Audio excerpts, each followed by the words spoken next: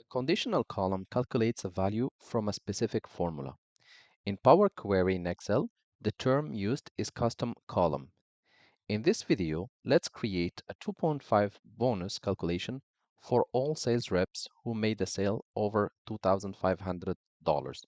To do this, we need to write a formula in Power Query in the Formula Builder.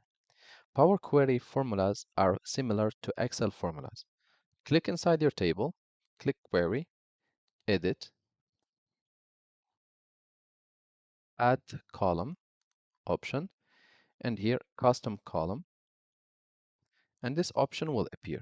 Here we're going to name our new column. Let's name it bonus for sale.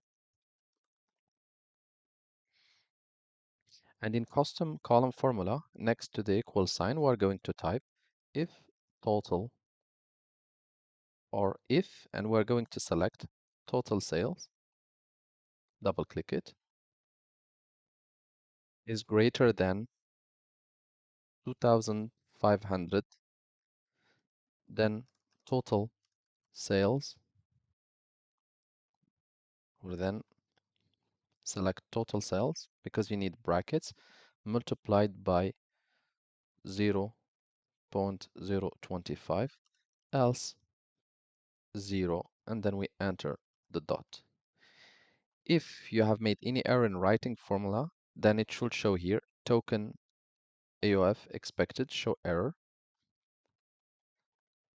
And here it says now no syntax error have been detected, which means I have been typing the formula correctly. If it's the case for you, then well done, and click OK. Here, as you can see, it has added the bonus for sale column, and it has made the calculation for me.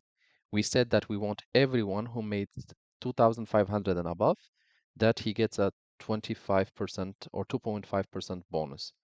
This one made only 1,500, so he gets 0, and the others also, they get 0, which is correct. Now, click on Home button, close and load, and our data should be loaded now to Excel.